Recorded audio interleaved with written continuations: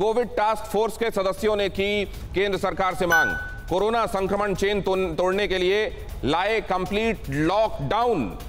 संक्रमण रोकने के लिए 2 हफ्ते का कंप्लीट लॉकडाउन जरूरी, एक्सपर्ट्स ने कहा। लॉकडाउन पर केंद्र सरकार जल्द कर सकती है फैसला, सोर्सेस के हवाले से खबर। इससे पहले कि मैं डॉक्टर खलेर के पास जाऊं और कुछ पर्सपेक्टिव इससे जुड़ा हुआ आपको दे देता हूं।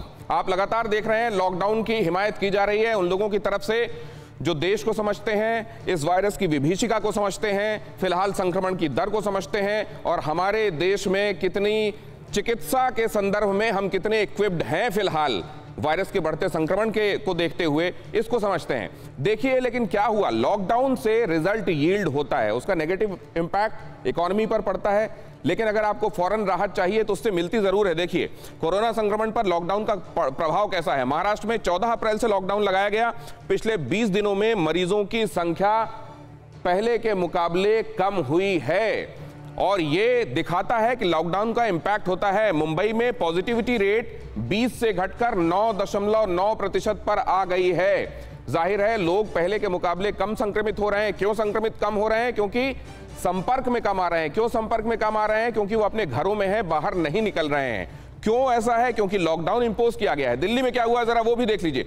दिल्ली में लॉकडाउन लगाया गया, 19 अप्रैल से लॉकडाउन लगाया गया और पिछले 2 सप्ताह में पहली बार पॉजिटिविटी रेट 30% से, ये बहुत बड़ा संक्रमण का रेट है, बहुत अलार्मिंग है, लेकिन पिछले ये 30% से नीचे आया हो, ये पहली बार हो रहा है। पिछले 24 घंटे में ये पॉजिटिविटी रेट 30 से घटकर 28.33% रिकॉर्ड की गई है। मतलब ये कि लॉकडाउन का पॉजिटिव रिजल्ट यहां पर भी देखने को मिला। राजस्थान में क्या हुआ, 19 अप्रैल से लॉकडाउन लगाया गया।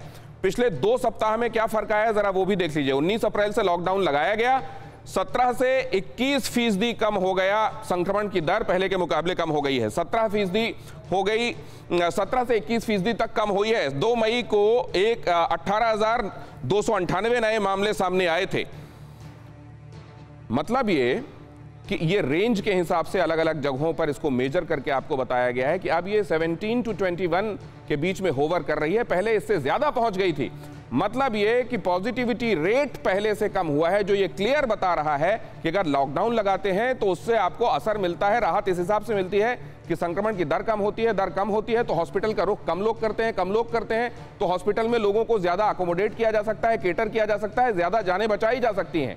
क्या एक ही उपाय है, संपूर्ण लॉकडाउन? यही सवाल लगातार पूछा जा रहा है। सोर्सेस हालांकि ये बता रहे हैं कि केंद्र सरकार फिलहाल इस बारे में नहीं सोच रही है, वो दूसरे तरीके से इसको मैनेज करने के बारे में सोच रही है।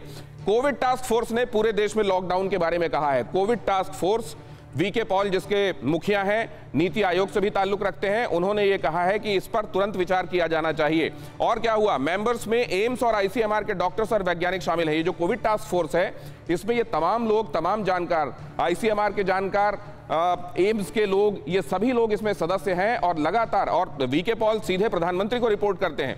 आईसीएमआर का तर्क क्या है, कोरोना की दूसरी लहर का पीक आना अभी बाकी है। स्थितियां इतनी डरावनी हैं, इतने परेशान हैं लोग और पीक अभी बाकी है।